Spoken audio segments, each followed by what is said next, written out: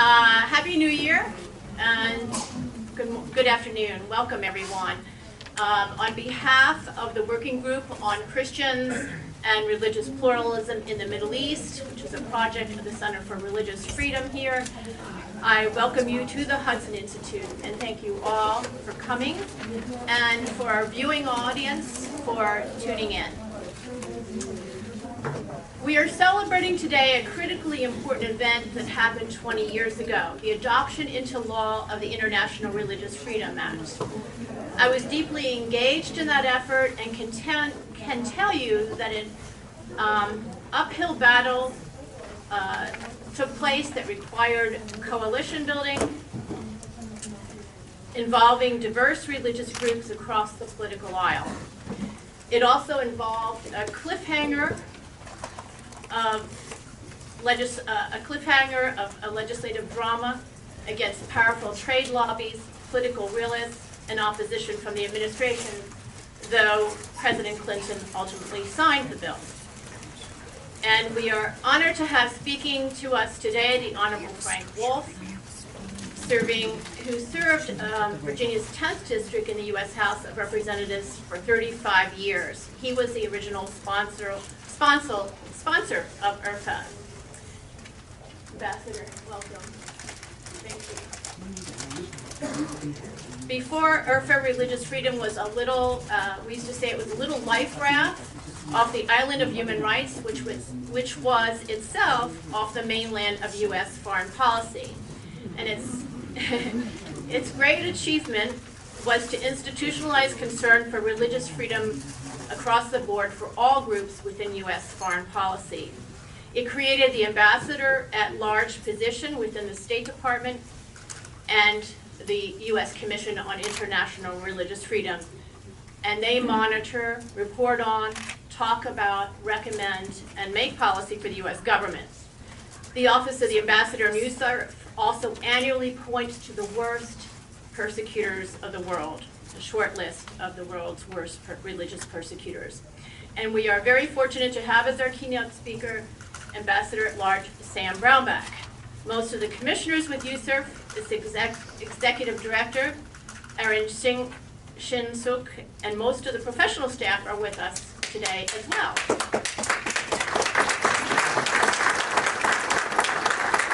Commissioner Cristina Arriaga will be speaking, as will Katrina Lantos Sweat and Elizabeth Perdomo and myself. All of us are former commissioners. The three of us are former commissioners, appointed by both Democrats and Republicans. For the commission itself is an independent government agency that is bipartisan and multi-faith and no faith. And we will be hearing more about the law from our first panel, two authors of a new publication by 21st Wilberforce. Several of our distinguished individual speakers will be addressing current crises in religious persecution and concerns that are on the horizon. Our second panel will address the Middle East, which has been a cultural and religious crossroads and is today the site of religious genocide against various groups and a devastating conflict and challenging recoveries from both. And I am deeply honored to announce that we have a surprise speaker, and that is Archbishop Warda, the Chaldean Diocese of Erbil in northern Iraq. And we will be hearing from him his message.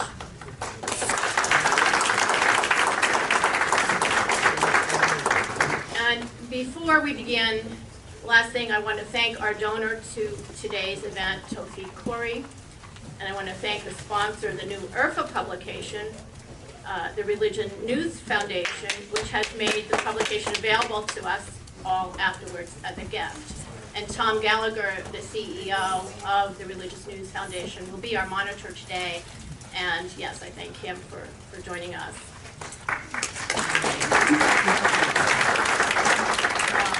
It is now my honor to begin this program by welcoming a longtime friend, Ambassador Sam Brownback.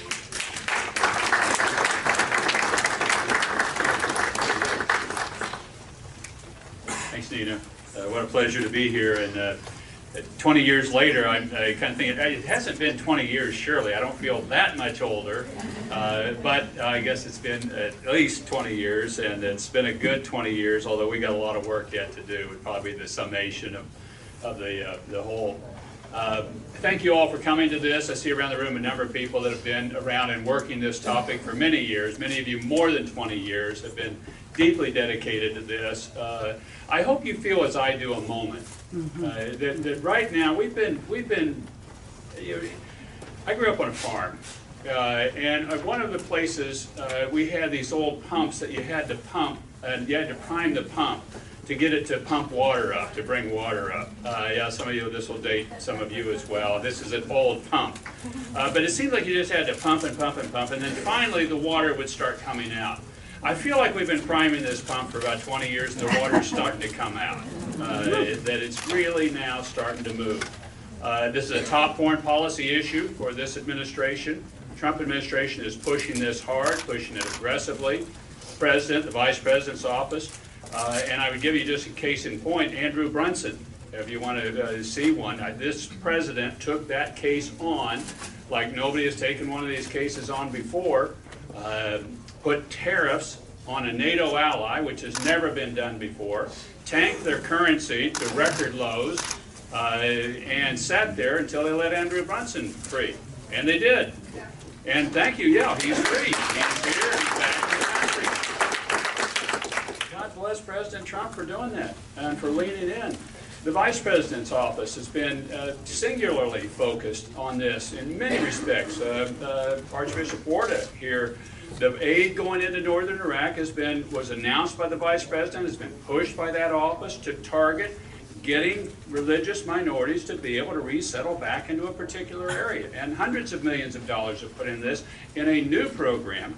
That this has not been designed, these monies have not gone this way before. Frank Wolf and I both went to the region 1st of July, and it's been difficult, and you'll hear from the Archbishop that some people are moving back. And this is one of the first times we're seeing people actually move back into a region in the Middle East where they've been driven out by ISIS in a genocide against Christians and Yazidis in northern Iraq. And if anybody needs to hear stories that are compelling, just listen to any of the people from that region that have been persecuted, a number of Yazidi women that Frank and I both met with that had been sold 5, 10 times, children taken out of their hands. One woman was there meeting with us saying she had a 15-year-old mentally retarded son that they beat her arms to get him out of, get him away from her so that he could be taken and she could be sold. And he's saying it was just the ugliest things that you can imagine. And unfortunately, those situations continue to exist in places around the world. It will continue to be a top priority of this administration, religious freedom. We did a ministerial this year, the first ever done on religious freedom. We had 84 countries participating. We had hundreds of people from civil society, religious groups there. We will do it again this next year, and soon the Secretary will announce the date for the next ministerial. My hope is that we triple the size of the civil society religious component. I believe we will, with enough advance notice and a big enough room. Our limitation this time, where we had about 58 days on the notice, we didn't have a big enough room.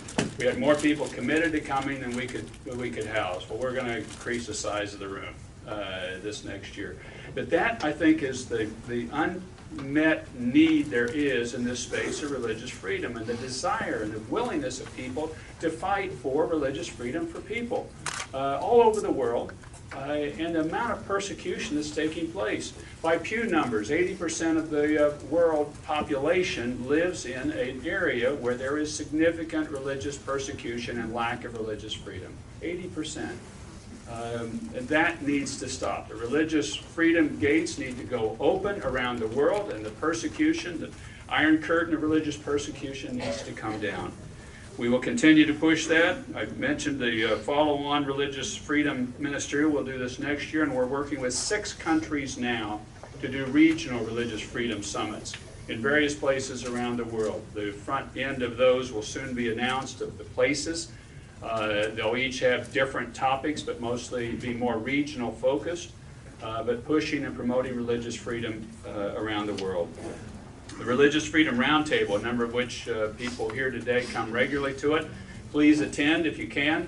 It's regularly held on Tuesdays, 11 to noon, generally on Capitol Hill, where the topics are about religious freedom and in cases around the world. We had our first open one of those last week, where Brian Hook spoke about the lack of religious freedom in Iran. That was 2 weeks ago, and his speech got over 250,000 hits about the topic of religious freedom or the lack thereof in Iran. We're working now to push more integrating religious freedom into other topics and places in Washington and in our aid community and other places. Particularly, we're working closely with AID, Agency for International Development. Their work in northern Iraq, as I've cited previously, is new, is groundbreaking, and we hope will be a new model for how to help a religious minority and help bring them back and allow them to go home to their home areas. We're working with groups to establish loan programs for religious minorities in various countries. Those are not done yet, but we hope that we're able to do those. And I was just in UAE last week speaking to an interfaith group, primarily of the Abrahamic faiths, together about religious freedom, talking about the dignity of every single human being, no matter who they are, no matter what they believe in. They are a beautiful, unique child of a loving God, period. It doesn't matter what they believe in. They're entitled to rights as a dignified human being. One of those, and a key one of those, being religious freedom. And that these are God-given rights that people are entitled to be able to use and to have and to exercise, and that no government has the right to interfere with those rights. And that was my message. I was also pushing and put forward that it's time, it's past time really, for the Abrahamic faiths to come together and renounce violence in the propagation of the faith, say we do not support, we renounce the use of violence to propagate the faith, and that it's past time as well that we call on the Abrahamic faiths to say no more killing done in the name of the God of Abraham. No more. It's past time. And this seems to be the clarion call of all of us. And what a gift we say to the world if the Abrahamic faiths come together and say, no more killing done in the name of the God of Abraham. And that was the message. And Sheikh bin Bayef, that some of you have worked with, hosted this conference, and there were leading scholars and practitioners of all three Abrahamic faiths there in Abu Dhabi. Next, and I want to just conclude on this thought, is that this movement needs to go grassroots in this country. We're spreading out around the world, and we're going to get more countries engaged, and we clearly need to do that, and we've got a lot of work. To drive it from the United States, and I've been involved in several of these in the past, the movements have to go deep into the grassroots. We need to get churches, synagogues, mosques in this country engaged and invested.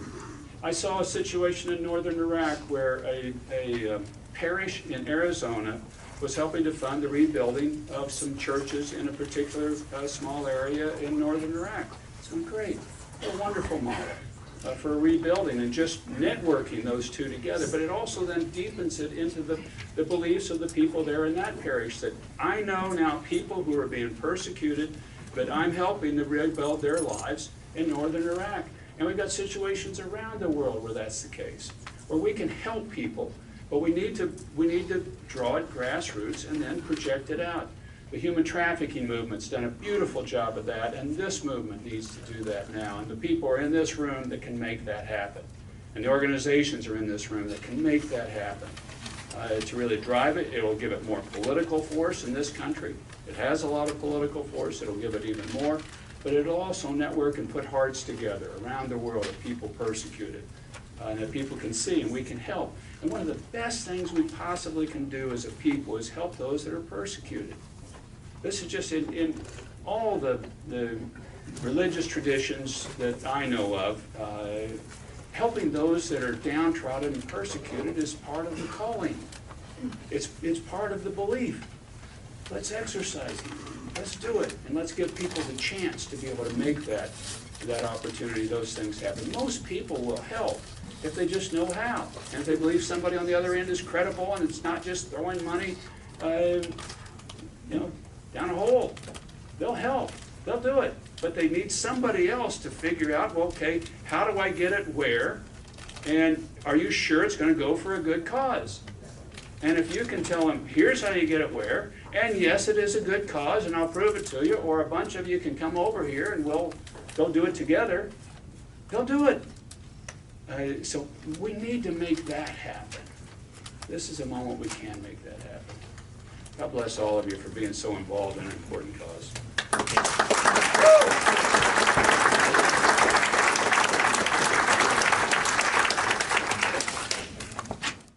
Really a great son of Virginia. Virginia was, of course, where our Religious Freedom Amendment was incubated. Thomas Jefferson was so proud of it, he put it on his tombstone as one of his greatest achievements. And Frank is a personal hero of mine. He has been all over the world, tirelessly working on behalf of the persecuted. He's been to Perm 35 in the Soviet Union to visit Jewish refuseniks. He went to Sudan. He was one of the first members of Congress to go into Iraq after ISIS. And I'm particularly impressed with the fact, with the time that he went in disguise as a trekker into Tibet. So, and of course he is the sponsor of the International Religious Freedom Act 20 years ago. So join me in welcoming.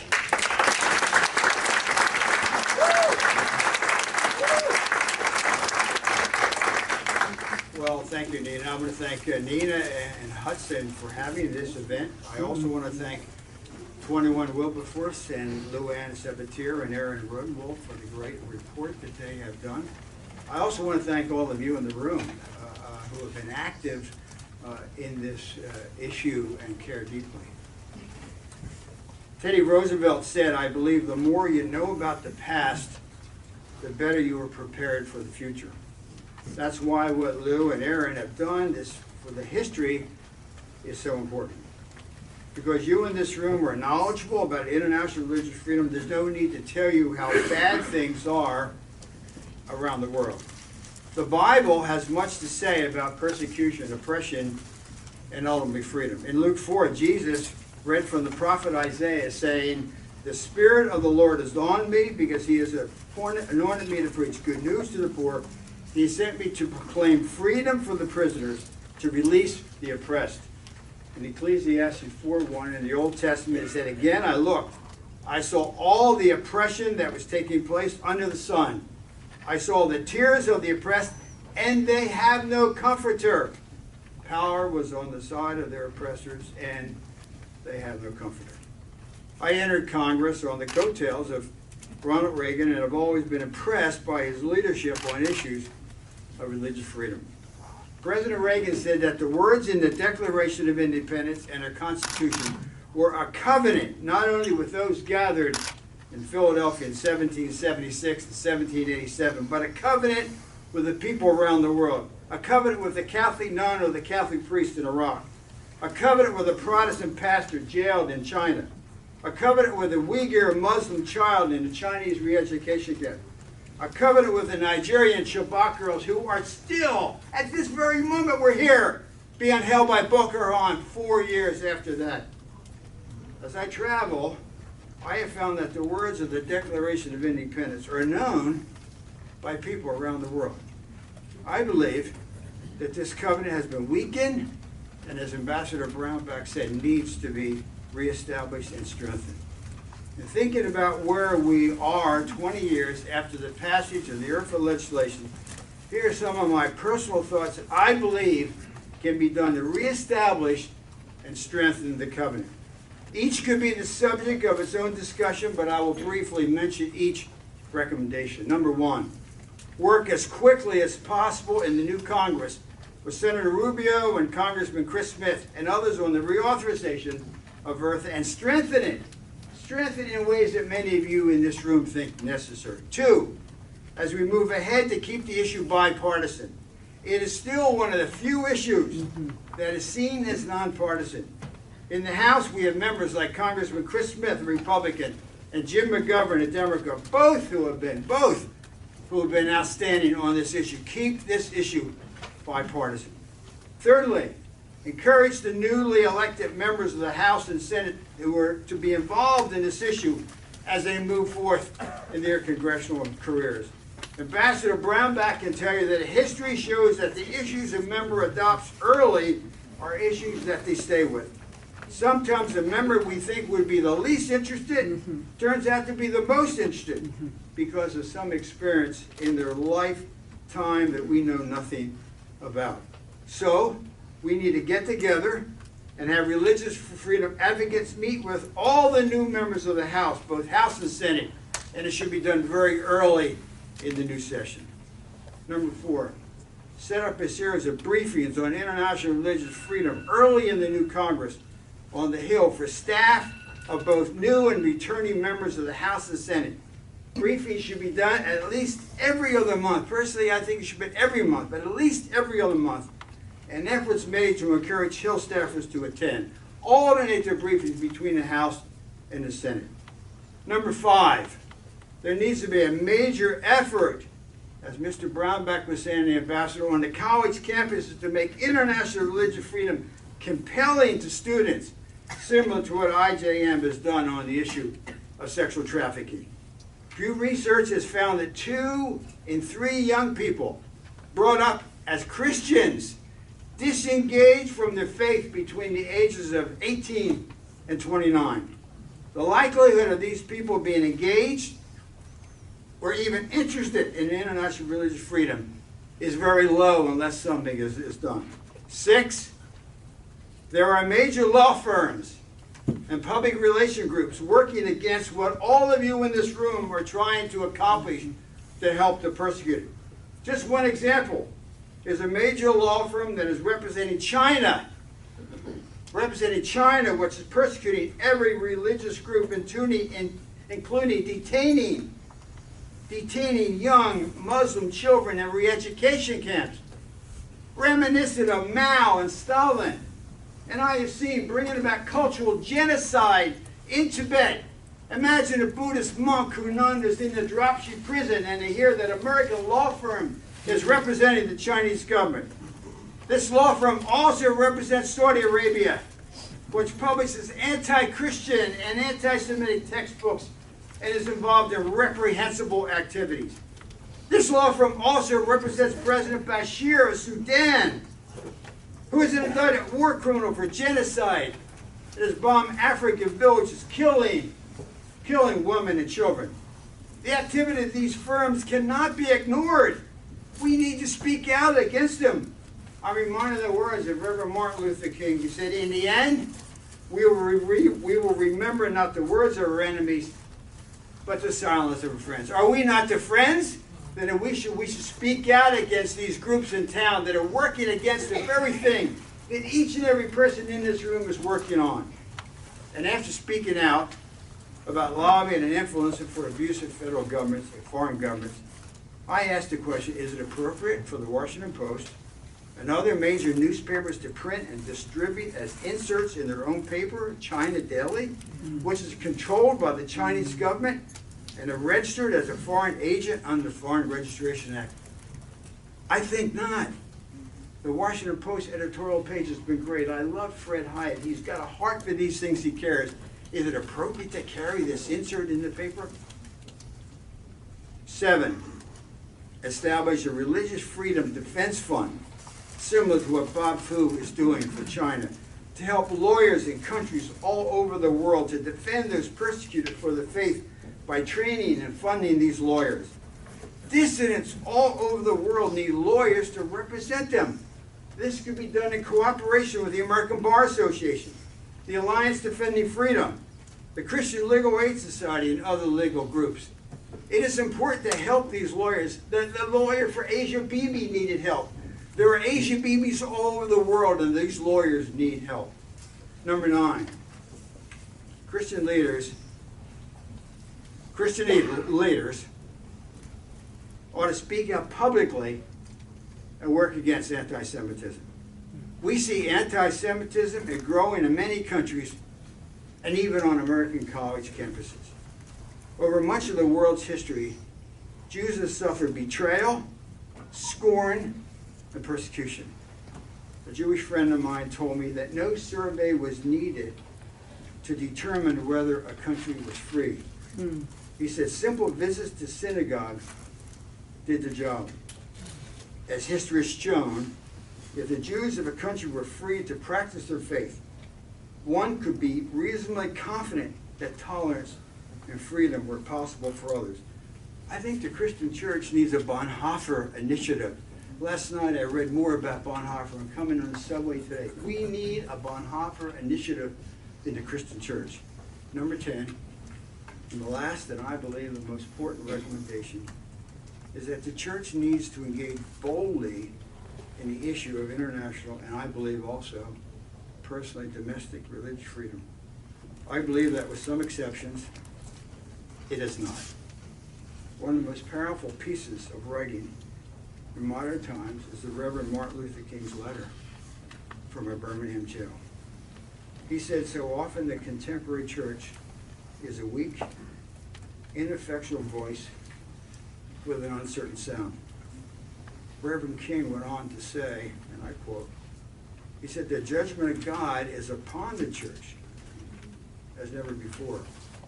He said, if today's church does not recapture the sacrificial spirit of the early church, it will lose its authenticity, forfeit the loyalty of millions, and be dismissed as an irrelevant social club with no meaning. But waiting for the right time to act is not an option. This is the right time to act.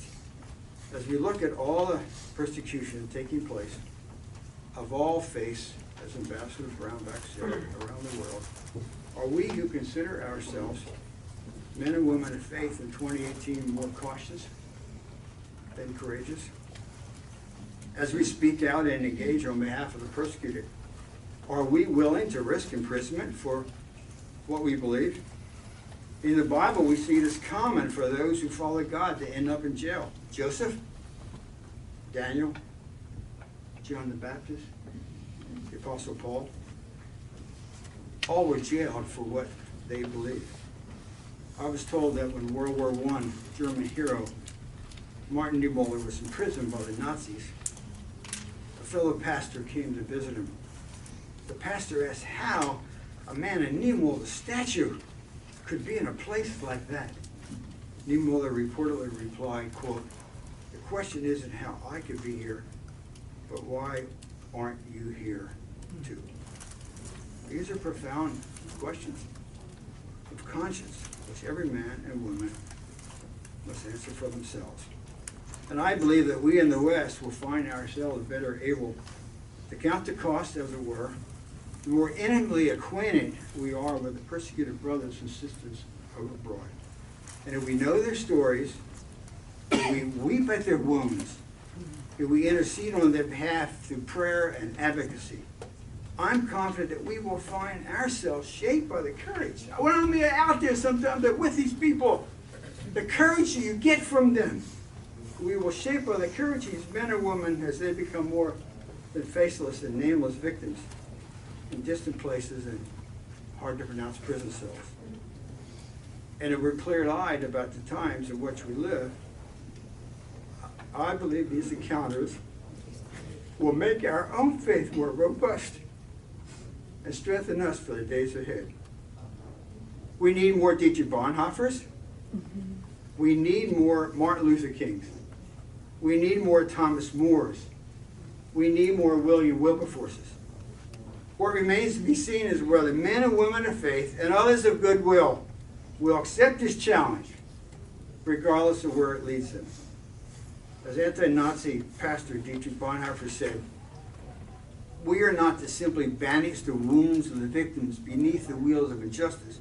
We are to drive a spoke into the wheel itself. Advent is a season of expectant waiting for the coming of Jesus, who cared about the poor, the imprisoned, and the oppressed. Rich in spiritual meaning for believers the world over. And my prayer this Advent season is that the suffering church would no longer suffer alone, that we would stand with them, and we would seek a day when, in the words of the beloved Christmas hymn that we'll all be singing, O Holy Night, all oppression shall cease. Thank you very much.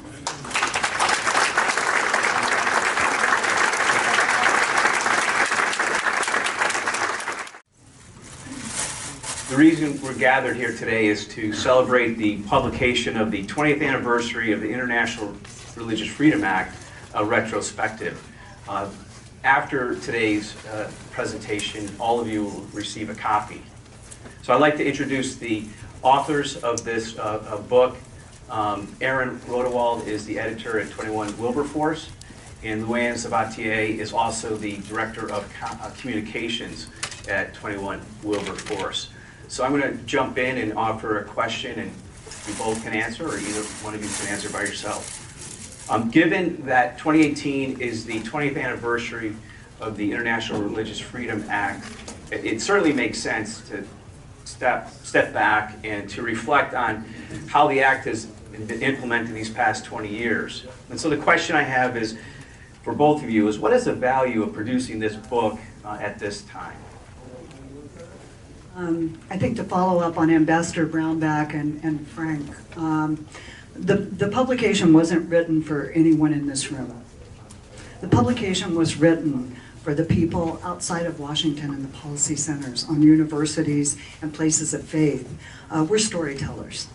And this is a story that has not been told, or let me just say updated.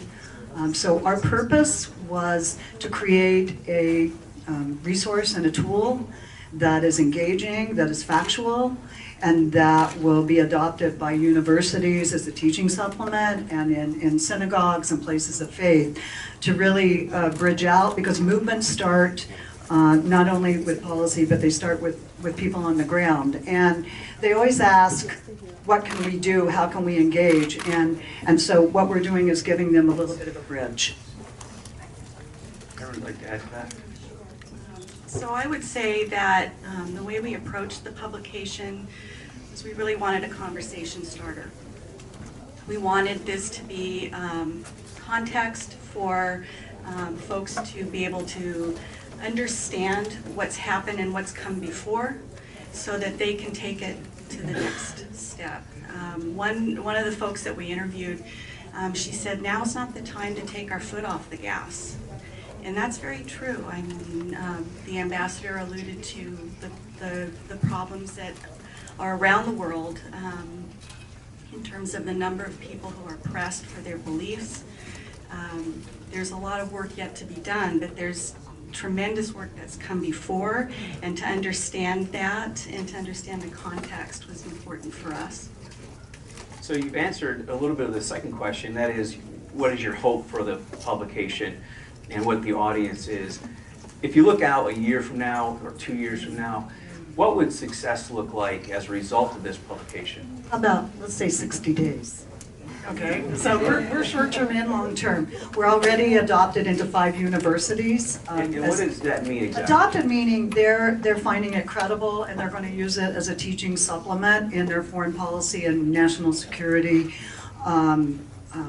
courses. Elizabeth has invited us up to Tufts to speak at the Fletcher School, Yale. We're also working hopefully with Biola and Baylor, and Congressman Moore, Frank, is introducing us into Christian colleges and universities. Success would be within the first 60 days that we have at least 40 colleges and universities using this as a context, as a supplement. And long term, that out of that, people who had no idea what has happened or why. When Frank said, we need to rise up Thomas More's, we need to rise up William Wilberforce's, 2 out of 3 lose their faith. Well, let's go where they are. We have to meet people where they are. So let's go into the universities, and that's our hope. Aaron? I would just add that here in Washington, I'm from Los Angeles, so I'm on that other side of the planet. International religious freedom, everybody in this room, you're very aware of what's going on. And in DC, there's a lot happening. There's the Earth Roundtable. There's just a lot of activity. But there's a big, wide country out there, and I would hope that this publication will help to get outside of that Washington bubble and bring in some of the other folks that, as the ambassador said, if you give them some direction, if you tell them how to do something, there are people out there who really want to get involved. And this is one step to do that. Let's take a minute and dig into the publication. So as part of your work, you interviewed at least 50 people for this publication, senators, representatives, the IRF ambassadors, the commissioners, various advocates. Can you share with the audience some colorful stories you learned along the way? And especially those that you didn't put in the book. Well, we will say we felt like we went to MBA School of International Religious Freedom, but it is over 750 hours of testimony and interviews and books, and I'll let Erin kick off. The challenge was twofold. Not what's more important, but how do you take this entire landscape that's been very complicated and amazing people, and in a short amount of space, what stories do you tell? But I'll let Erin start. There were some moments. Well, you have all the juicy ones. No. I'll let you have it. I think one of the things that I walked away from doing this experience with was how many people from different walks of life are really interested in this topic. Not just as a topic, but it's a heart topic. Academics, congressmen, senators, NGOs. We just did everything that we could to make sure we covered a lot of different groups. I think one of the best things is that we were able to talk to each and every one of the ambassadors for international religious freedom and get their perspective at that level, but then also to be able to reach down and talk to some folks at the grassroots level, so important for what we're going to do moving forward. I would say that what's so amazing, and there's someone in this room who is very dear to me. I did not meet her till today, but she left quite an impression. And when I brought, and she's in the book, but when I brought up her role, there's not a person in this room except for Tom Farr who knew who she was. And that's a little bit like the George Bush quote. What was it about the road to humility is not very busy? And she's just so humble and was so behind the scenes in Congress for many years, sowing some seeds on the Lantos Commission, and then at the state, which a lot of people thought was hostile territory. But it was such a lesson for me that God will put people right in the middle of it. And if I could, I would not, we normally don't do this, but I would like to recognize and ask her to stand, Alex Arriaga.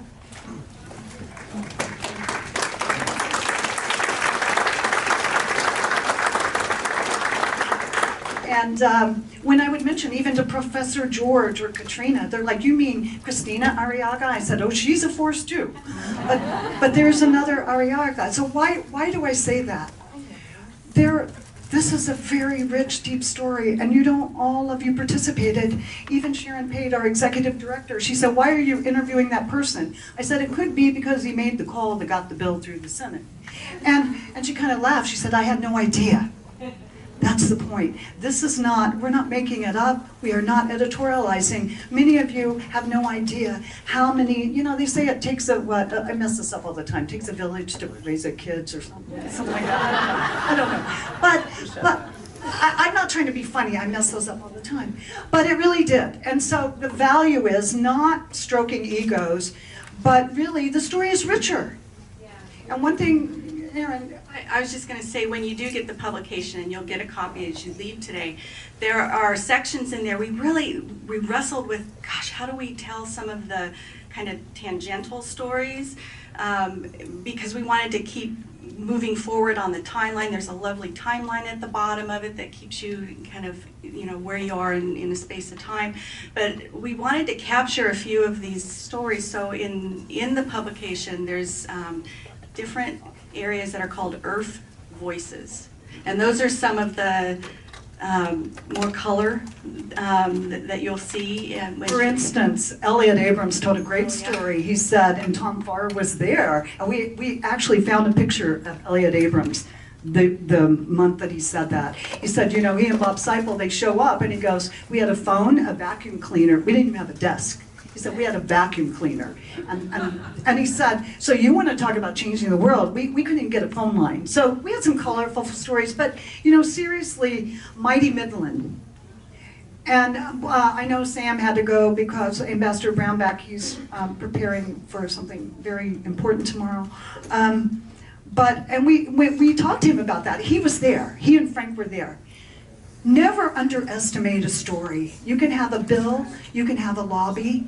Deborah Fikes, who many of you know, and I know she was just in Dubai with you, she was a keynote speaker in Dubai, was a housewife in Midland, Texas. And her husband was a $5 a month donor to Voice of the Martyrs. And she saw the magazine, this is a true story, coming in every month, and she said, Lou, I would read the stories, and all of a sudden, one day, it just, like, my heart was pricked, and it's like, he can donate, I need to do something. Well, it just so happened her best friend was from Midland, and that was President Bush. And she said, I was a housewife with 3 kids. I've never been an advocate in my life, but I had the President of the United States on my side. And Midland, and you know, you were there, Faith McDonald. And they did, for Sudan, Rock the Vote. The first year, 34,000. The second year, Midland, Texas, 100,000 people showed up. And they did a mock. We have pictures in the book. My point in telling this is,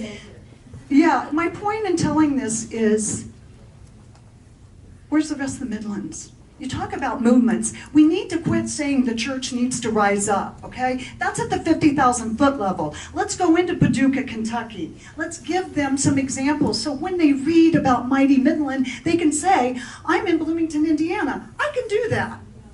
So what we're doing is modeling in a way that is engaging, hopefully, that will perk up. Because we use this language, the church and grassroots. We need to stop, get those out of it. The church is made up of people of faith. So Luann, how do you feel about that?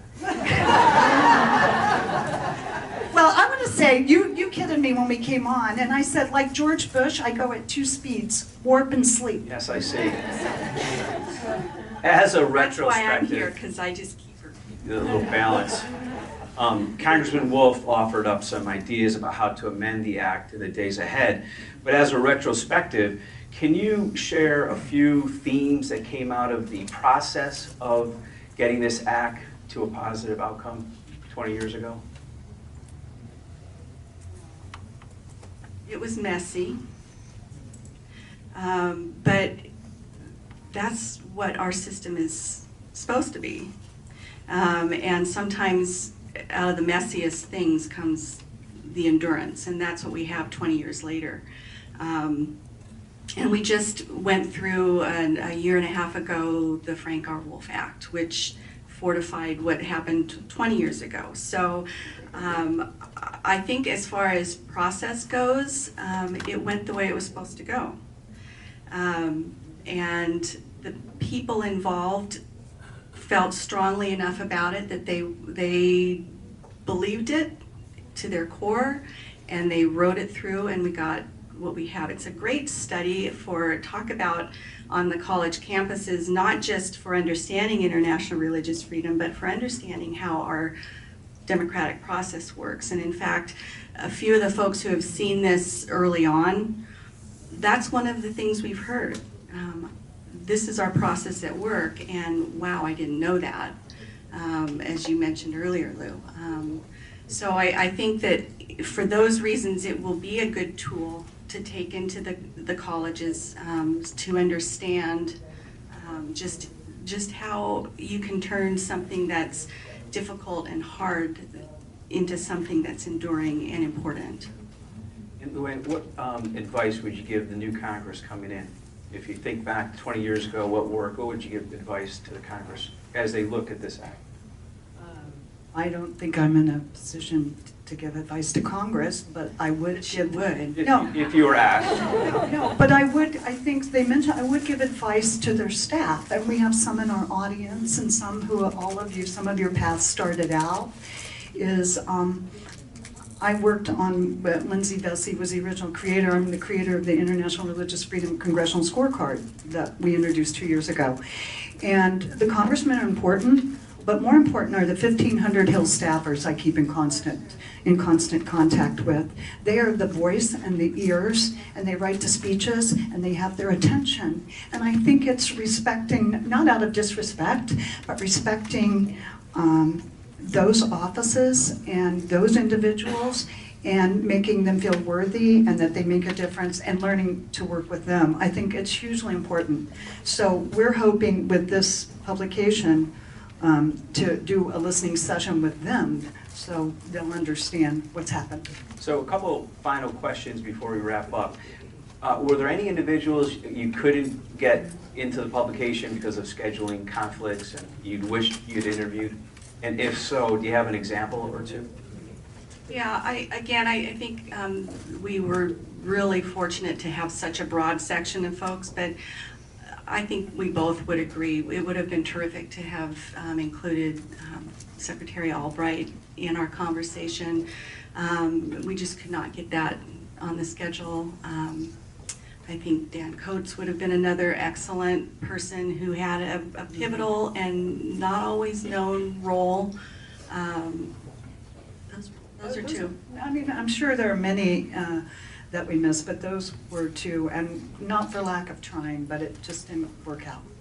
Now, all of you will get a copy at the end of this session today, but it's been given out to a handful of people. So what's been the early response to your book? I think we gave it to people who aren't in our world. All of them came back and said, we have two goals. We have a goal of discovery, and our goal is to make them curious. So we're a path in, and I want to honor all of you. I can't even call out names, but from Nina and Tom Farr, and we talked to all of them, and Alan Hertzky, and from the USURF staff. By the way, Dwight introduced me to Alex, Dwight Bashir from USURF. It became a journey, and we went down the hole. But I think the important thing is we have the books. We've got the teachers. We just need something that the students would pay attention to. And in closing, any final thoughts? You know, we go around the world outside of Wilberforce, and I train journalists and people in religious freedom, and it's called Tell a Story, Change the World.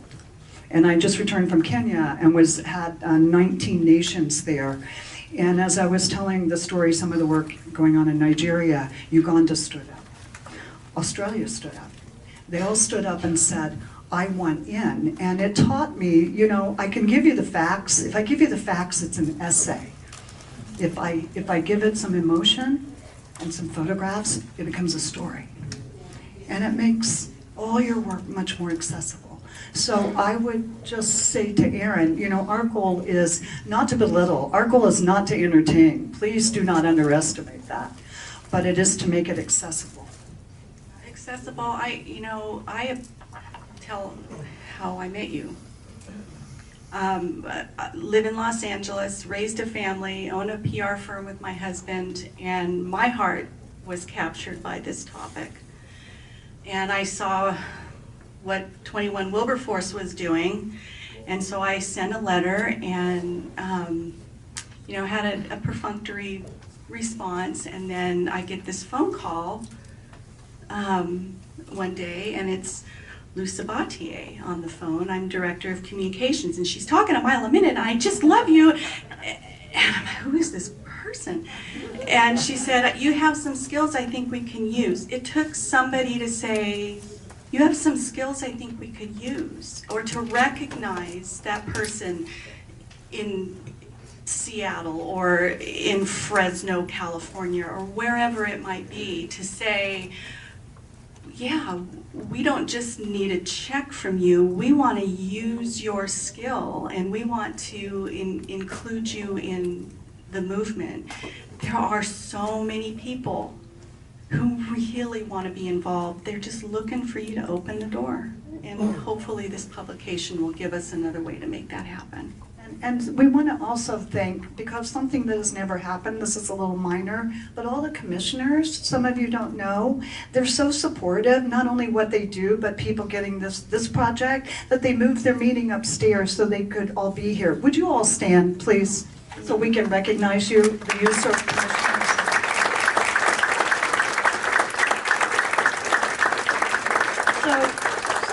We're just grateful. But I can tell you, in Trafalgar, Indiana, they don't know what a USERF commissioner is. So, case in point, that hopefully we can shed some light on that. Thank you, Tom. Congratulations. Thank you. I come from Iraq, from a country which suffers a memory crisis, or there is what we call disease in the memory. And just to speak of the modern history of Iraq, in 1948, when the Jewish were one of the most historical components of the Iraqi society, were expelled, none of the Iraqi people have asked what we are going to lose, what we are going to lose if we allow this. And in fact, we've lost a lot. We've lost a lot. We've lost one of the most important components of the Iraqi society. We've lost art, poems, and you could tell. And the cycle went on, then the Kurds were expelled, and the Shia were expelled. And in 2003, the American presence did not help a lot healing this crisis, where the Sunni and Shia got in a war together in the sectarian violence. We, Christians and Yazidis, paid the price.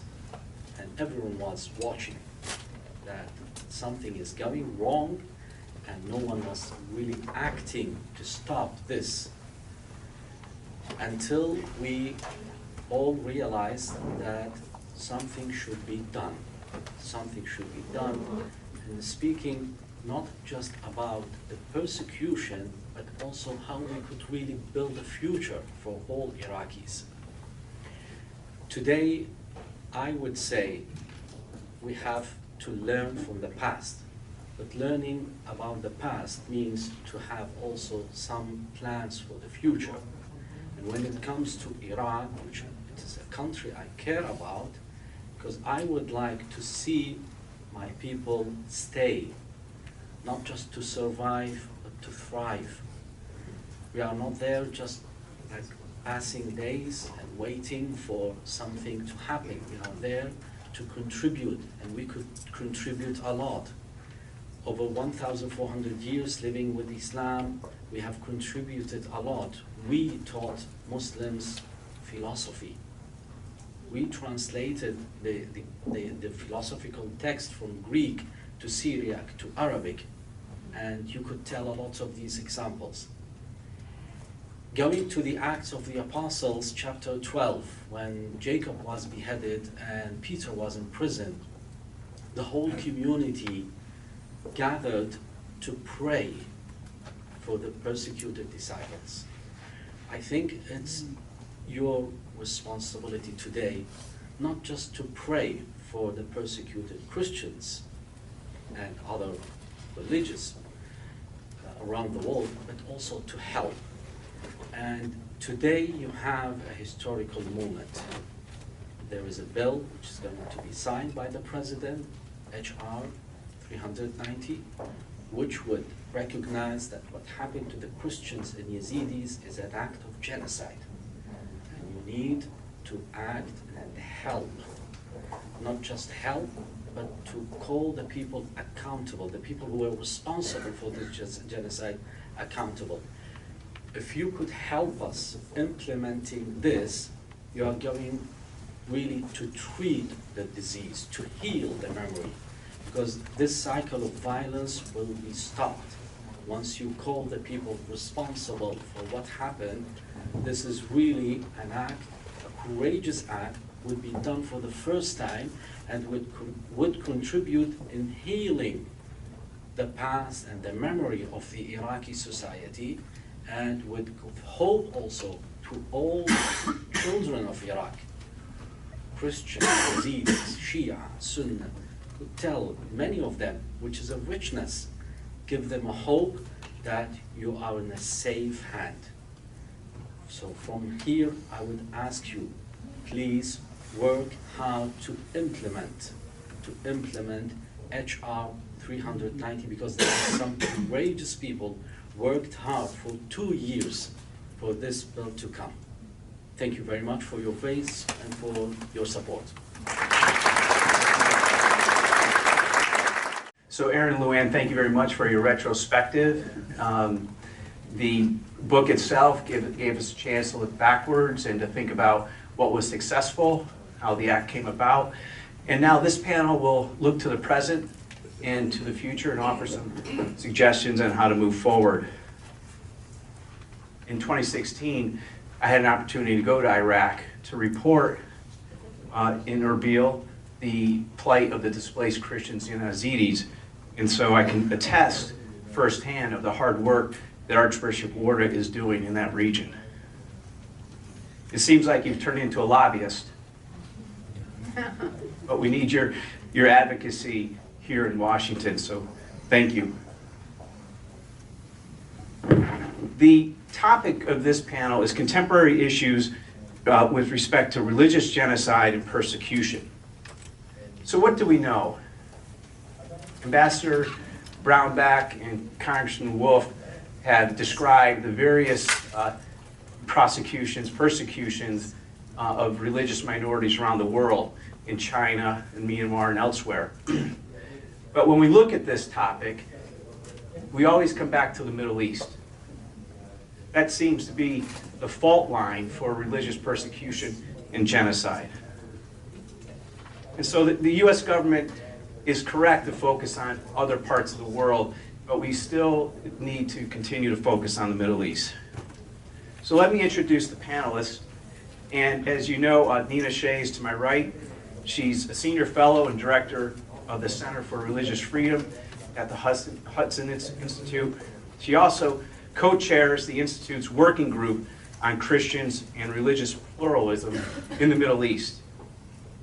Elizabeth Perdomo is the working group's other co-chair.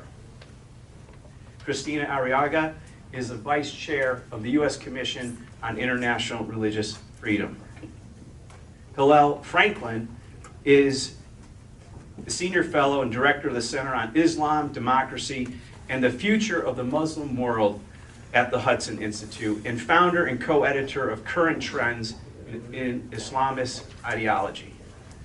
And last but not least is Paul Marshall, a senior fellow of the Center for Religious Freedom here at the Hudson Institute, and a distinguished senior fellow at the Institute for the Study of Religion at Baylor University.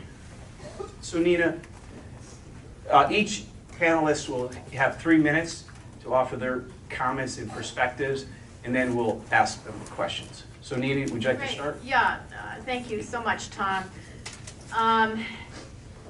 Religious genocide by ISIS was formally declared by the U.S. government, and it's really the first time since the Darfur genocide that there has been one declared. This is the most heinous of all, genocide is the most heinous of all human rights violations. And after the Jewish Holocaust, the world vowed never again. But it happens again, it did happen again, and it happens again and again. And so I am going to look at what are some of the lessons learned from what happened in Iraq and Syria when ISIS attacked.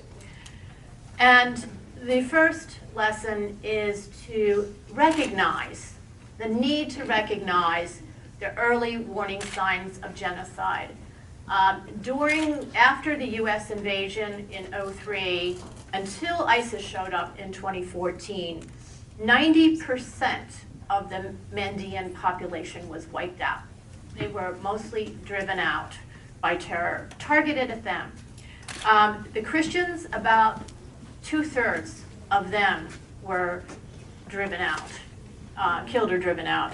And this happened silently, quietly, through family by family abductions, holding hostages for ransom, and terror, again, targeting these very vulnerable minorities.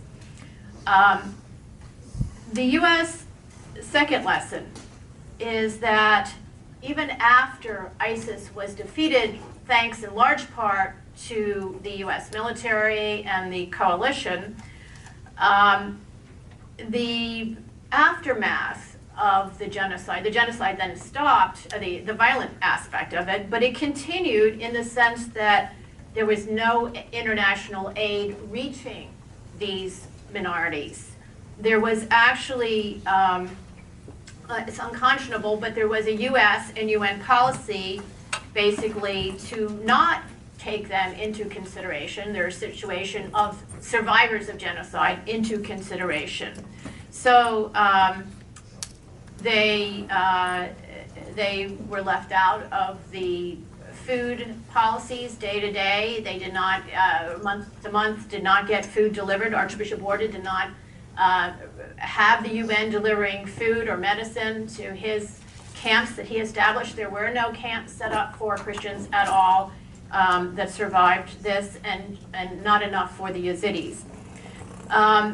So that aid policy changed with the speech by Vice President Pence in October last year, but it was not enough to announce a new policy because the policy was not implemented.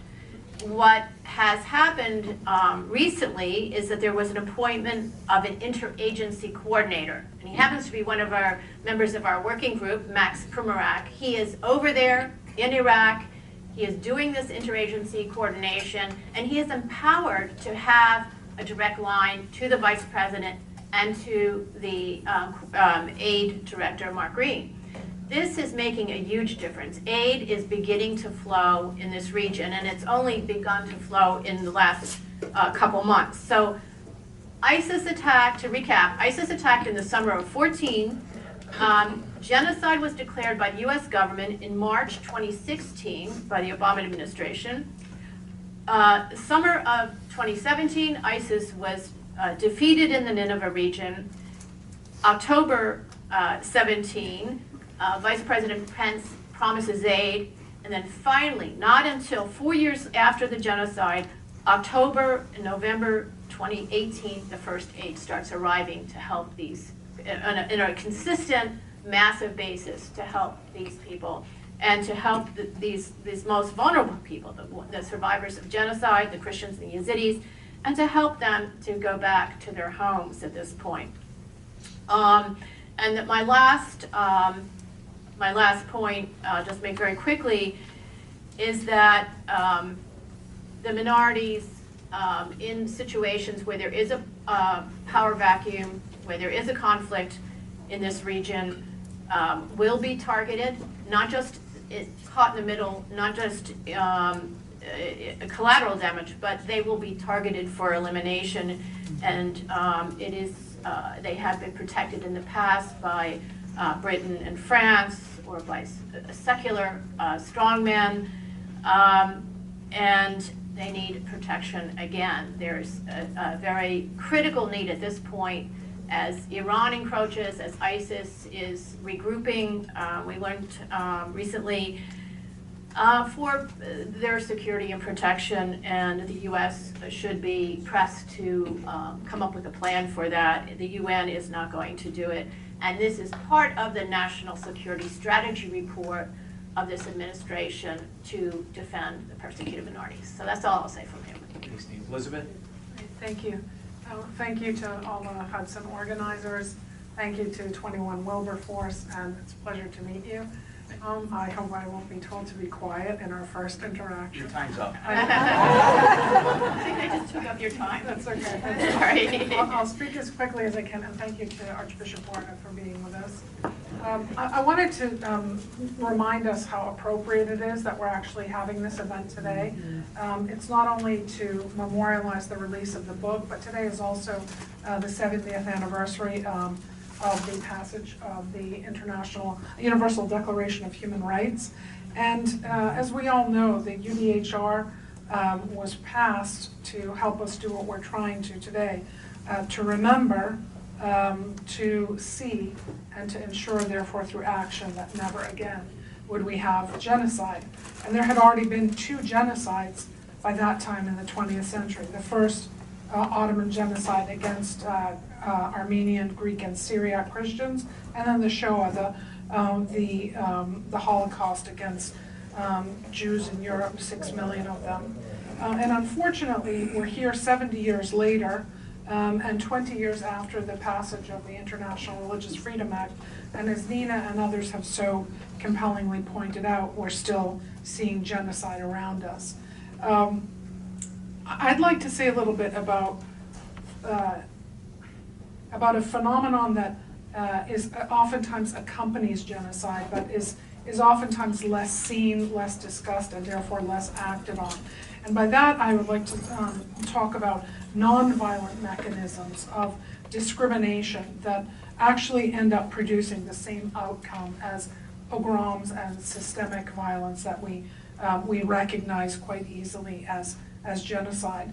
And I want to say a little bit about those nonviolent mechanisms because I think they're very pernicious and corrosive. And again, as I said, they produce the same sorts of outcomes, which are the homogenization of populations in the Middle East that have been plural for thousands and thousands of years. And they produce, cleansing and forgetting. So I want to just highlight some of those nonviolent mechanisms because I think it's there that we need to see more, we need to speak more, and we need to act more. The first is educational policy. The use of textbooks, teachers, and curricula, public education and religious education to exclude populations or to send messages that they don't belong and therefore that they can be attacked and eliminated. The second is property rights regimes, discriminatory property rights regimes that target individuals and communities in terms of their right to own, protect, sell, inherit property, to create, in other words, economic disenfranchisement. And that produces migration that oftentimes falls under the generic and sterile term of voluntary migration. It's not voluntary.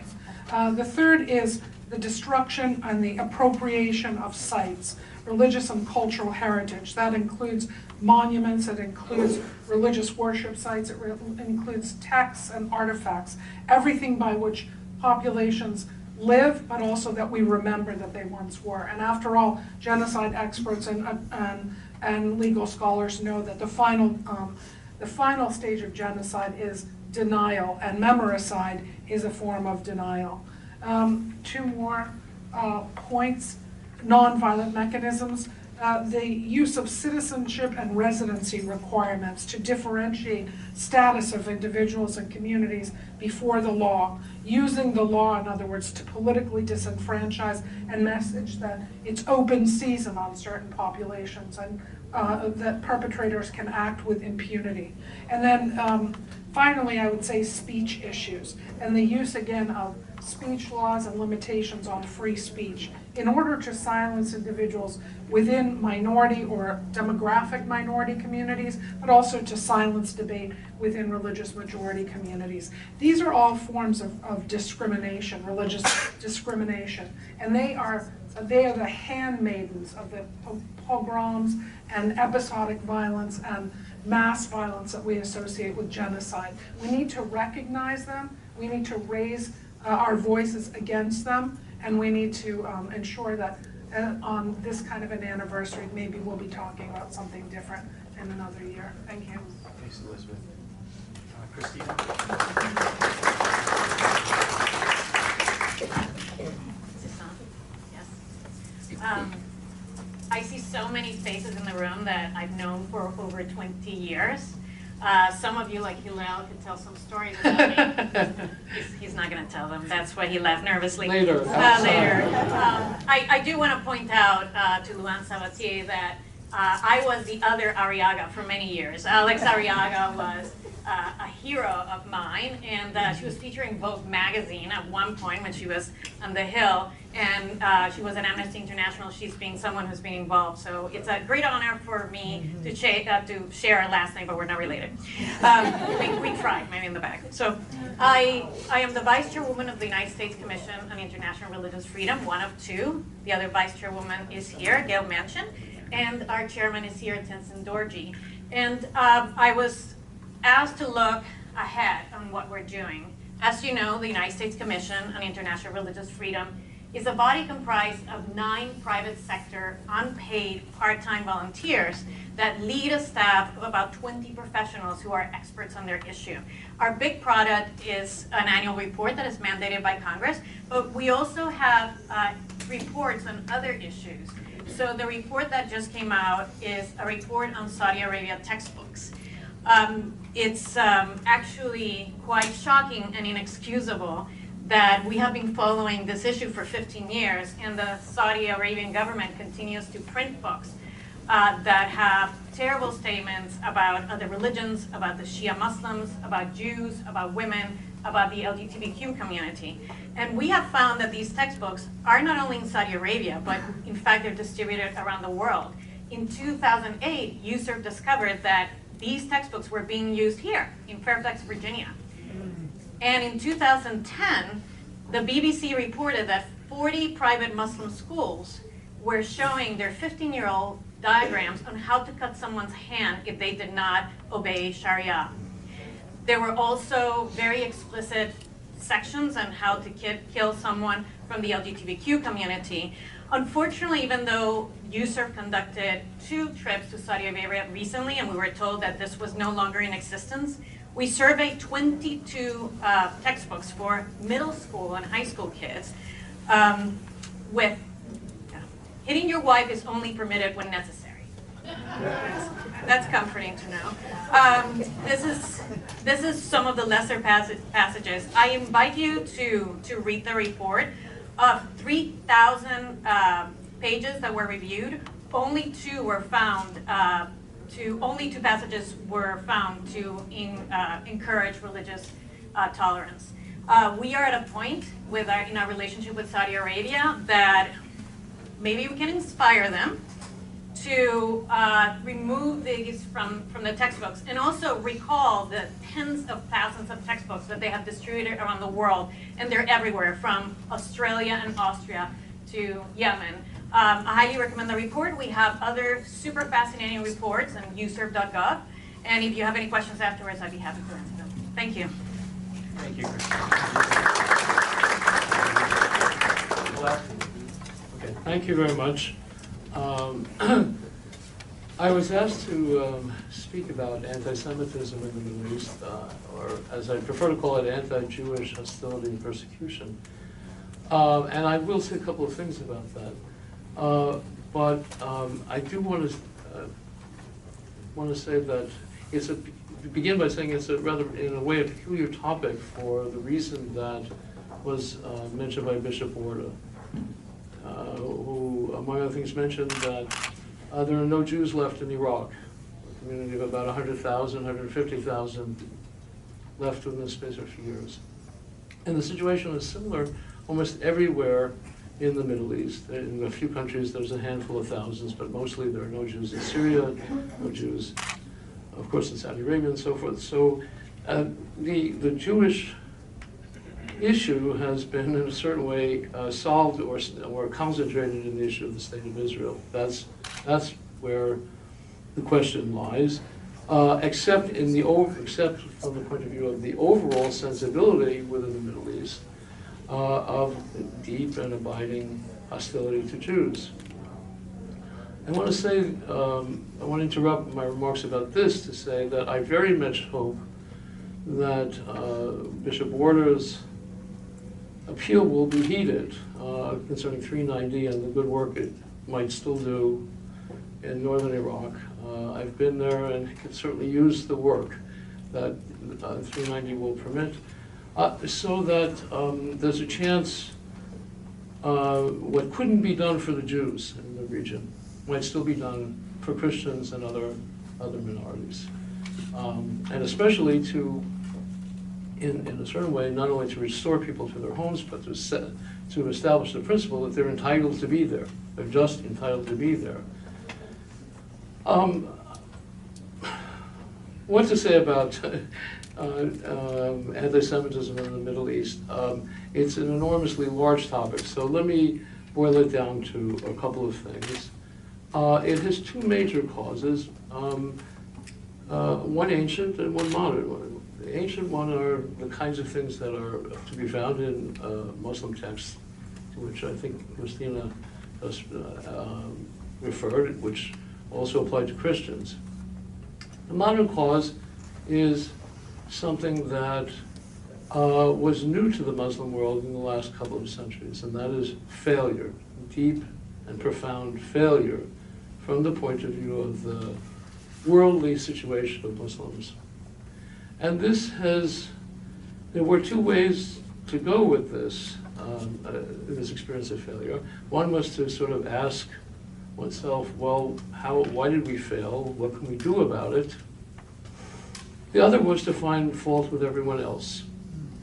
And unfortunately, it's a very great human temptation to find fault with everyone else and not to face one's own responsibility for one's situation.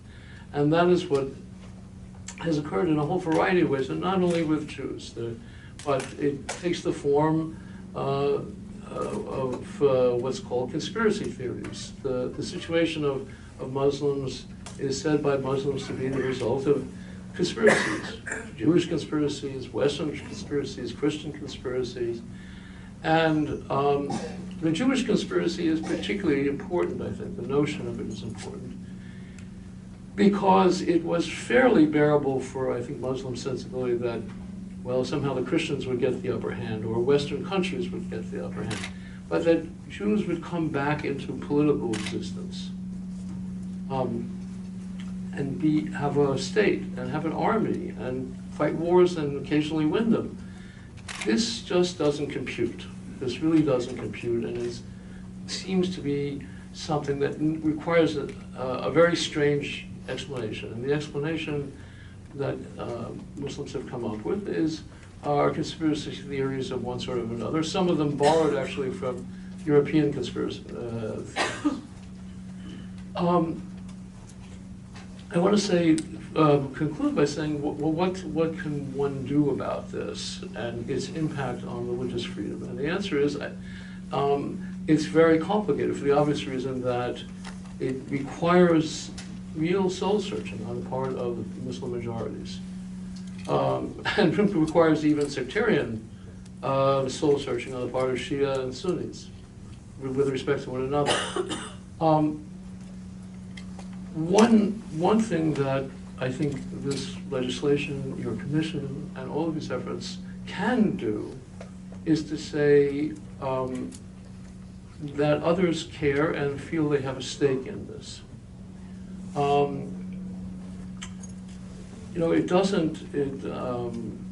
are different ways the forms this could take. I mean, Iran, for the moment, is the greatest enemy, the greatest threat to Jewish existence in the Middle East.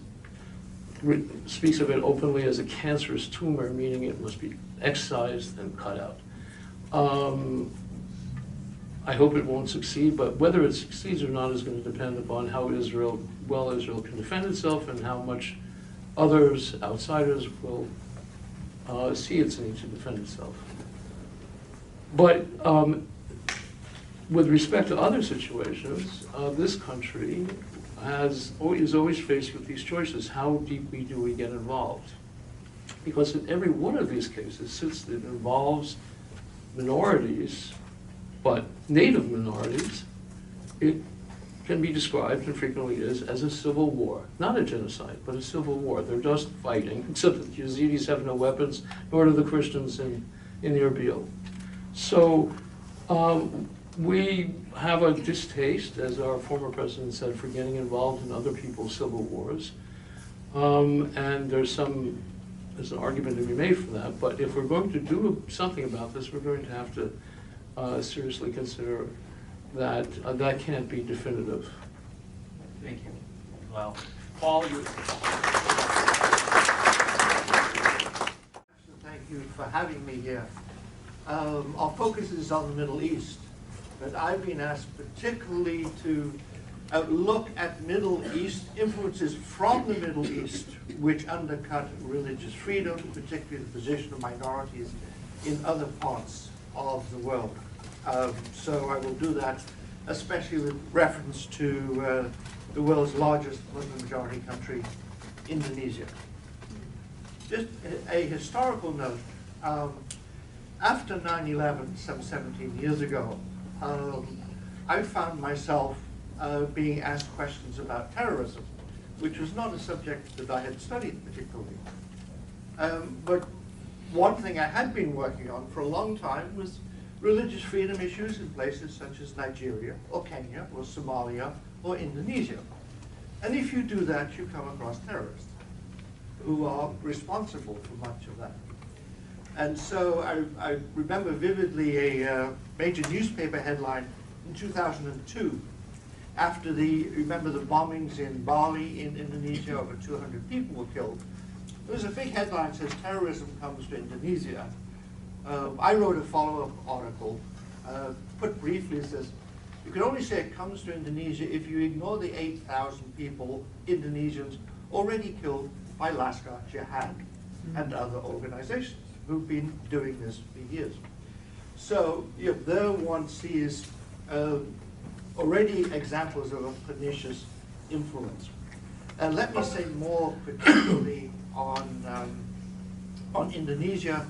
And while there are other sources, I'll also focus particularly on Saudi Arabia. Saudi Arabia has a variety of baleful influences in Indonesia. One Christina has already pointed out is the use of textbooks, or the funding of mosques. Funding is very hard to trace, but there are at least 150 Saudi-funded mosques in Indonesia. You have a completely Saudi-funded university, Lipia, the Institute for the Study of Islam and Arabic. It's an interesting place. It's right in the heart of the capital, Jakarta. And men and women are segregated, and certain things are forbidden. Loud laughter is forbidden, music is forbidden, television is forbidden, and the Indonesian language is forbidden. You cannot speak that on campus in the middle of the country. So many graduates from this university have had bad influences in Indonesia. Let me just deal with 3 recent incidents. One was a case that very unusually, 2 years ago, 16 of the major Muslim organizations in Indonesia asked the government to request the expulsion of the Saudi Arabian religious attaché, which happened. This was done quietly, but it meant the religious attaché had been even more aggressive than had been usual. A second one, something you would know about, you might remember that last year, the ethnic Chinese Christian governor of Jakarta, the capital, in the middle of the election campaign was accused of blasphemy, was subsequently convicted and sent to prison for 2 years. He's due out this month. And the chief ringleader organizing demonstrations and raising concerns about Ahok, the governor, was himself charged, that is charged with a variety of things, including pornography. You can actually, if you're interested, you can go to his Snapchat account and find those things. Anyway, he's been hiding out in Saudi Arabia for the last 18 months, and he's still there. And then Indonesia is now in a midst of a presidential election due in April. And when it mentioned the charges of blasphemy in the governor's race last year, this was widely considered, I think correctly, also to be a dry run for the presidential election. Can we use religion to stir people up and get conflict, in particular with blasphemy accusations? And the first of these surfaced. 7 weeks ago, I was actually quite close to what was going on. But a group of Muslim youth burned the flag of Hizb ut-Tahrir. Hizb ut-Tahrir is an illegal organization in Indonesia, showing its flag is illegal. However, the flag does have the Shahada on it. So if you burn it, you're burning a Quranic verse. So this created all sorts of controversy, and the Saudi Arabian ambassador waded in on this and said the people who did it were members of a deviant organization. Well, the people who did it were part of the youth group of Nahdlatul Ulama, which is the world's largest Muslim organization. And they have created a fuss. And 6 days ago, the Indonesian government called in the Saudi ambassador, who had weighed in on this issue, and reprimanded him for his statements. So those are a variety of small incidents, but giving, well, Lasker Jihad and so on is larger incidents. But you see this continuing influence and stirring, creating of opposition and anger and division, and particularly an increasingly stronger theme there, antagonism to minorities, including Muslim minorities. So these are some examples there of what is happening. Just one suggestion already touched on. We very much have Saudi Arabia on our minds right now because of the murder of Khashoggi. But two things to raise in concerns if there's leverage of Saudi Arabia. One already mentioned is the textbooks. But the other one, which many people have been doing for years, is curtailing these sorts of influences in other parts of the Muslim world. Thank you. Paul, thank you very much.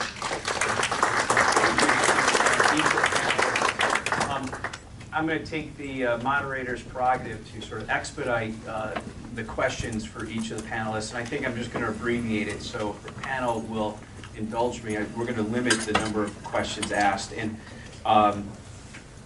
Christina, with respect to the Saudi textbooks, what are the steps the U.S. government should take, in your estimation, to correct this? Yeah, well, we have very many powerful tools that have been given by the United States Congress, such as the Global Magnitsky Act. We should be looking at targeted sanctions against Saudi Arabia and any other country. And we certainly could demand that Saudi Arabia retract or buy back all of the books that they have spread throughout the third world. Thank you. Paul, with respect to blasphemy, again, what are your recommendations that the U.S. government should take to correct those and influence countries using blasphemy as a tool of persecution? Okay, firstly, at home, resist any attempts to limit religious insult by law.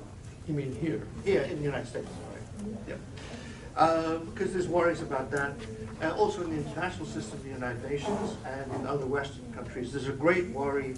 Nina and I co-wrote a book called Silenced, which is, I think, still the largest survey of blasphemy and related laws in the world. There's a great danger of these things coming into the West, including the decision of the European Court on Human Rights 2 to 3 weeks ago, which held that, put briefly, in this context, insulting Islam, limiting speech insulting Islam would not be considered a violation of human rights.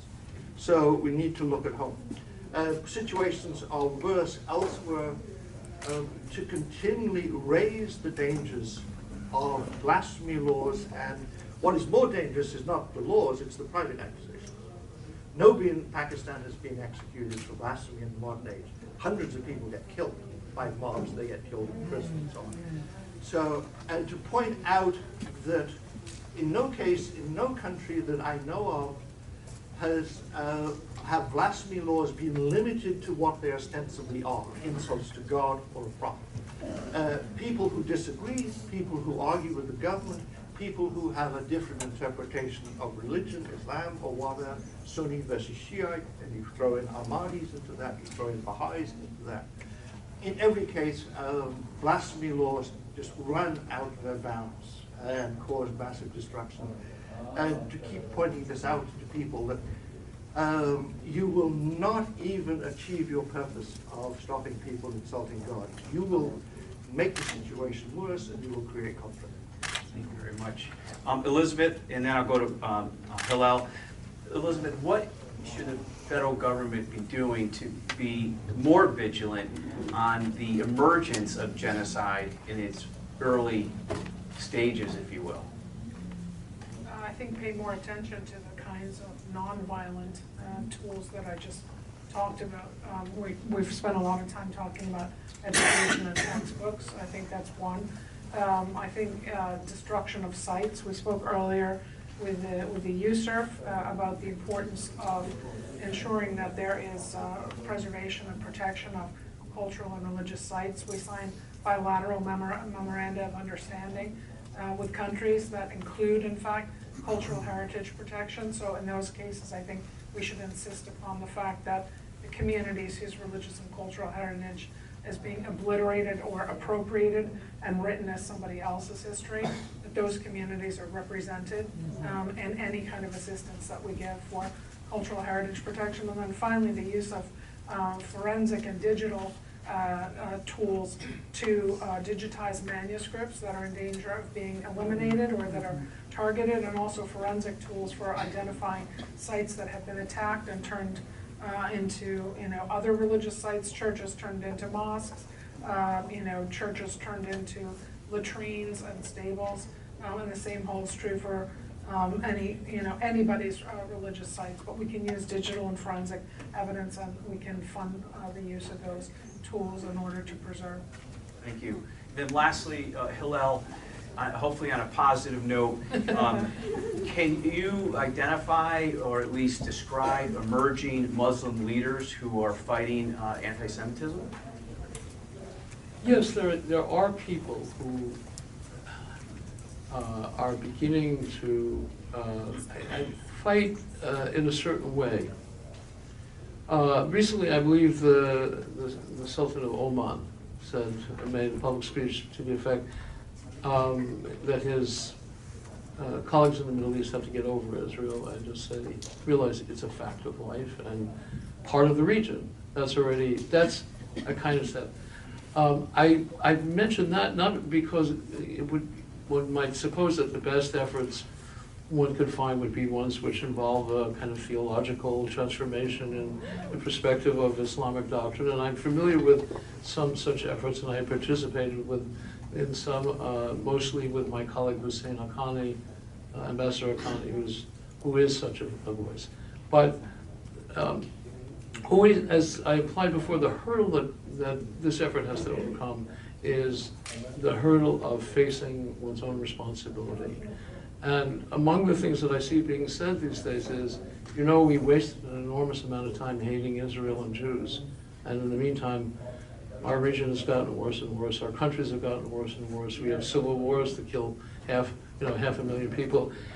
If that's the beginning of wisdom. It's not wisdom itself, but it's the beginning of wisdom.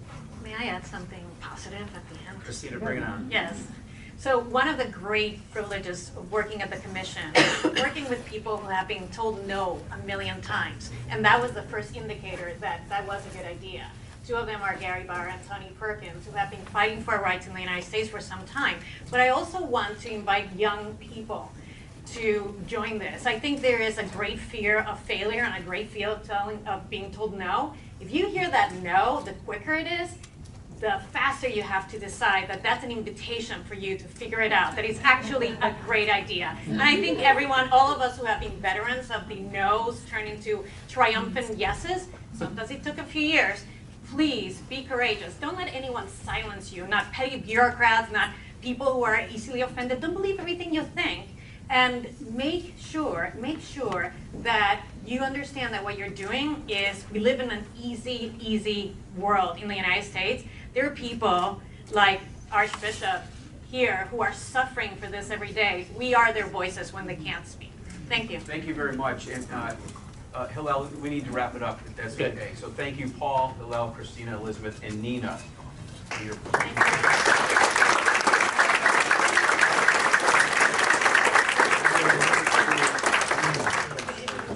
So we have one final speaker, and if the panel, well, you can stay.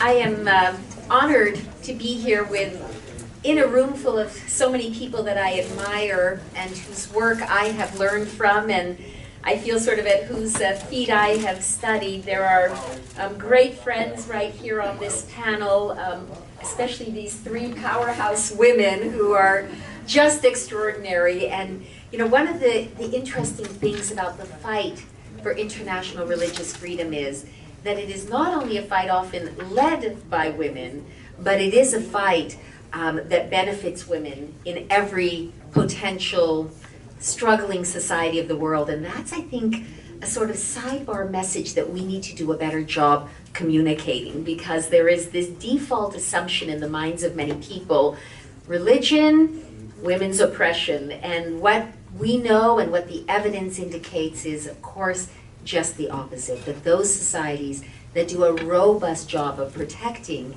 international religious freedom are also societies where women have higher socioeconomic status, more opportunity, more protection. There are a couple of people I see in the audience who are dear personal friends. Alex Arriaga, who worked for a number of years for my late father, and the two gorgeous Arriagas together here today, and it's so lovely to see you, and my dear friend, almost like a member of the family, Connie Wilson here in the first row. And but honestly, I could go row by row. I feel that way about so many of you. And so thank you, Nina, for allowing me to be here with you today. Tom Farr, of course, a hero and a giant in this movement. I better stop, because you know what, if I don't stop, then I'm just going to have to keep going one by one. I have a few remarks I'd like to share with you. Today's program underscores an important fact, and that is we only know where we need to go if we know where we came from. And thanks to this extraordinary retrospective, a copy of which I think all of you either already have or will be receiving, and the conversations that have taken place today around the 20th commemorative anniversary of the passage of Urfa, we are reminded of the really heroic story of how we got to where we are today. The brave and visionary people who understood that what is in fact the bedrock human right, the wellspring human right, had somehow, over time, not in the Universal Declaration, but in the practice of human rights on a day in, day out basis, had been somehow sidelined, had become something of an orphan, a little bit forgotten. And they understood that not only was this unacceptable from a moral perspective, but it was foolish and self-defeating from a very practical perspective. And so I see one of the heroes back there who I neglected to mention earlier, of course, Congressman Frank Wolf, without whom none of us would be here. Are we not today gathered in the House of Representatives? Please, Frank, please stand up so we can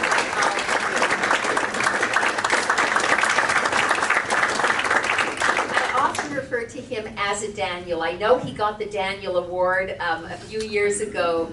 Can't imagine a more suitable recipient of such a powerfully named award, but somebody who has never feared to go into the lion's den.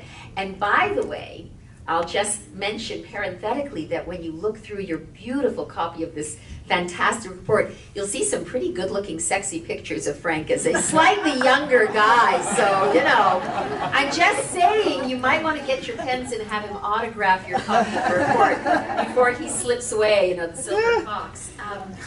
But it is a fantastic story. It's a story of hope and glory and inspiration and courage, and it's told here. And it's one that we should feel very, very good about. But what I love about this anniversary retrospective is that it is also full of challenge, because we have done some things extraordinarily well, and those things we should be proud of. Urfa laid out a framework. It said that as a matter of law, not as a matter of policy, but as a matter of law, the United States would be committed to the pursuit and the advocacy and the defense of international religious freedom and fundamental conscience rights. And that's a huge achievement and extraordinarily important. It established entities and mechanisms to put meat on those bones. So we have an ambassador at large for religious freedom. And if I'm not mistaken, Ambassador Brownback was here earlier today. And, you know, our immediate preceding ambassador at large was a phenomenally effective and powerful voice, and now we have another effective and powerful voice, somebody who sort of brings that bit of added energy and drama that former politicians sometimes have, to sort of put a little bit of of oomph and pizzazz behind this very important advocacy. And we have the office that enables the IRF ambassador to do their important work. We have USCIRF, the U.S. Commission on International Religious Freedom, which Christina described so well, with really dedicated public servants devoting their time as volunteers to be able to do what sometimes the IRF ambassador isn't able to do. The thing that I loved about my time serving on USCIRF was that because we were independent, bipartisan, and weren't really, in some senses, part of the government, we had more running room than anybody at the State Department can ever have. How many people here have ever worked at or been part of the State Department? Okay, I see a few hands go up. Wonderful place, important. It does so much of the vital work of how we interact with the world. But boy, is it bureaucratic. Boy, is it tough. I mean, you can barely, get permission to say Gesundheit without getting 10 people to first sign off on it and sanitize it and make sure that, it's not going to push the wrong button here or there. But USCIRF, that glorious independence that USCIRF has, gives it the sort of running room to call a spade, to say sometimes what needs to be said, to designate countries as countries of particular concern that the State Department doesn't have the freedom to do the same thing about. And so I often said, and not just as a means of self-promotion, when I was at USCIRF, that we are the gold standard. And our report was the gold standard because we could afford to be a little more fearless. And I don't think there are any of the talented USCIRF staff or USCIRF past and present commissioners who haven't gotten the occasional frantic phone call from our friends at the State Department saying, you can't do that, stop right now. And as my darling Hungarian mother would sometimes say, because my late father, he liked to royal things at the State Department as well. He was, he had that independence too as an individual member of Congress. And she would tell me, well, when the State Department calls, your father just tells them to go fly a kite. And USCIRF sometimes had that ability to say, you know what, go fly a kite. Pakistan does deserve to be a country of particular concern, and we're going to call it out as such. And so IRFA was the mechanism that created these entities and this structure and these pods of power, if you will, to make this issue real, to put meat on the bones, to give us annual reports. And those reports, sometimes here in Washington, a city awash in a lot of really important and substantive and powerful reports, we might shrug our shoulders and say, it's just another report.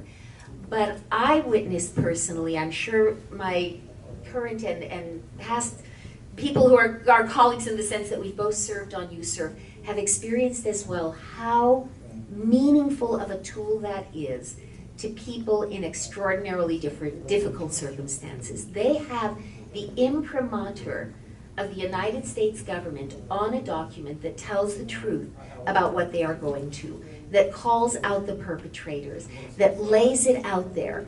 And not only does it give them a sense of moral support and that they aren't alone and that the terrible things they are enduring are known and are being reported on by those with credibility, it gives them a small measure of added protection. Not much, not what we wish we could, but it always gives a small measure of added protection to those who are on the front lines and are at the mercy of abusive governments.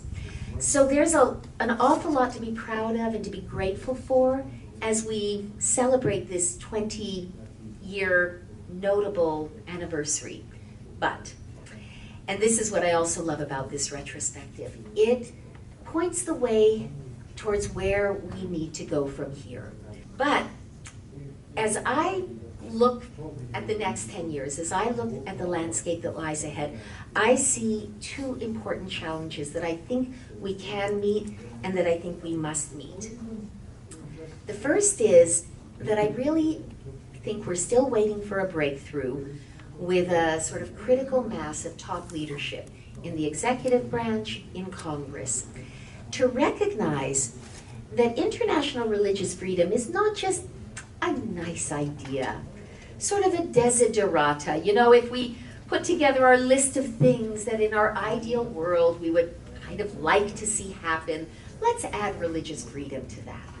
No, religious freedom, the defense of conscience rights, is, in my opinion, intimately interwoven with our most hard-edged national security concerns.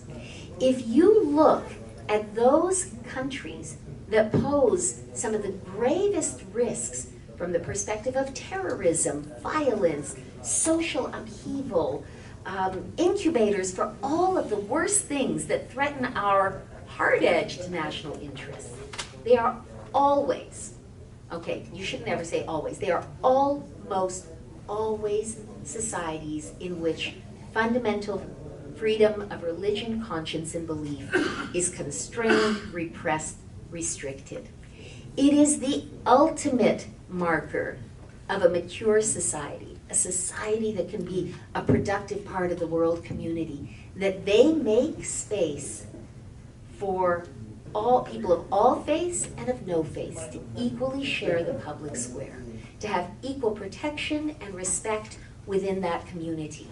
And so I really hope, and when I was on USERF, it was I didn't want to become a Johnny One Note, but it was my constant plea when I would meet with lawmakers on the Hill to see this not as, just sort of a nice idea, and we trot it out, once a year we put out a statement, but it's not really central to America's mission in the world. It's not central to American security. It's not central to advancing our interests.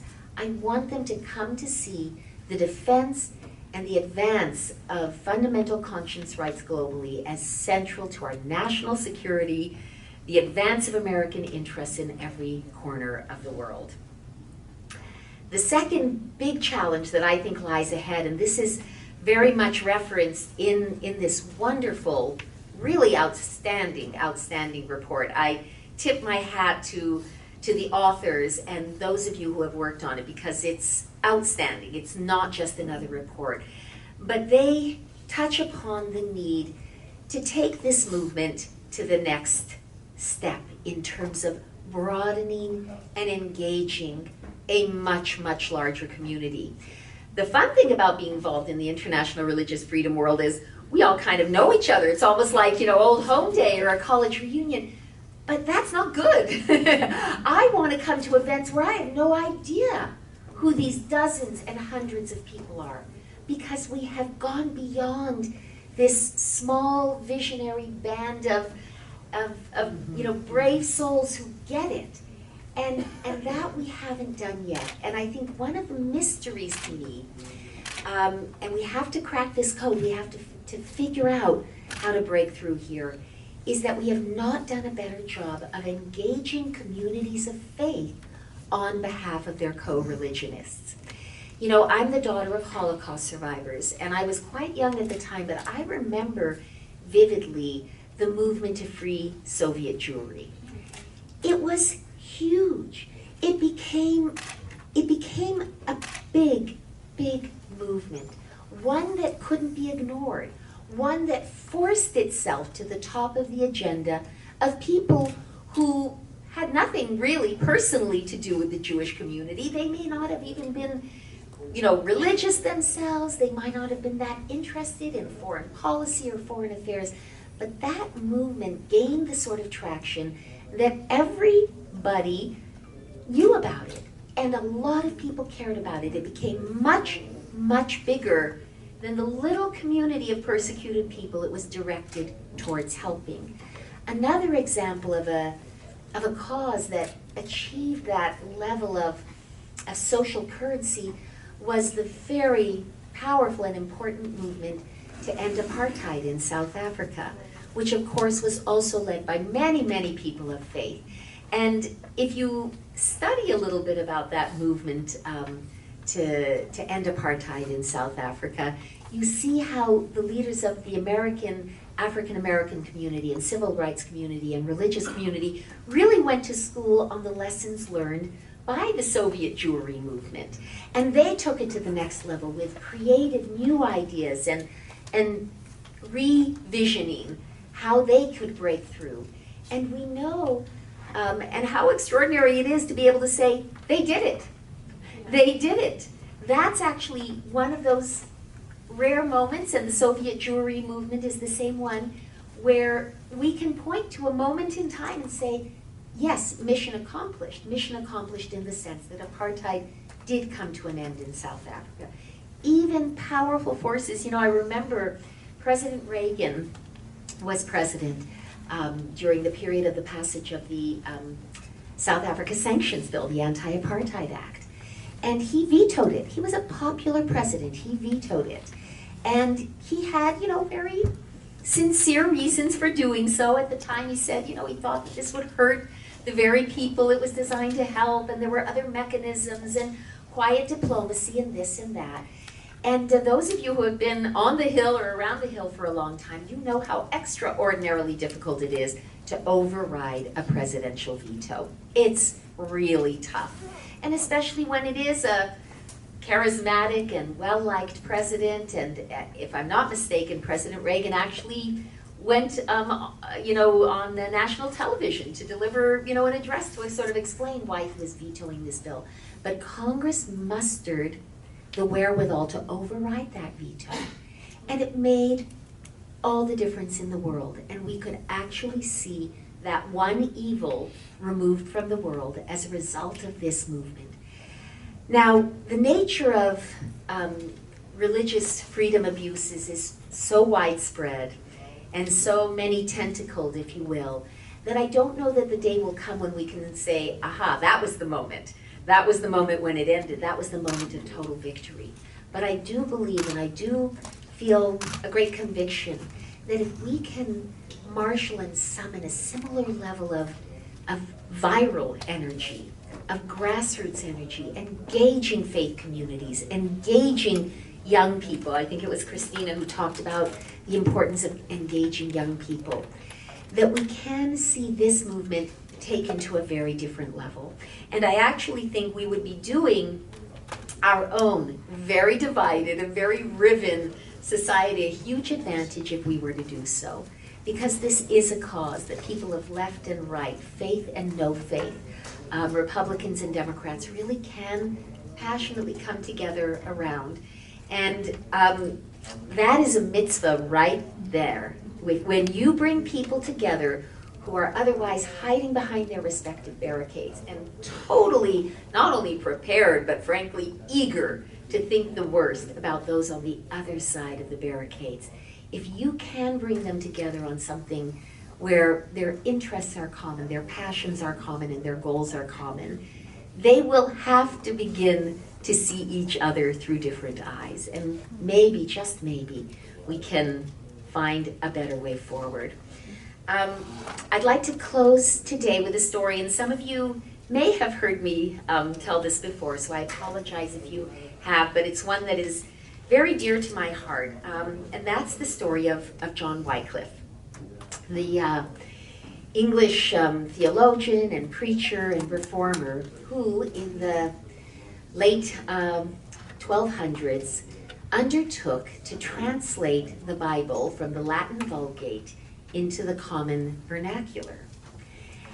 This was a very contested and controversial thing to do at that time in history, and he faced enormous opposition and even persecution from the ecclesiastical authorities of his day.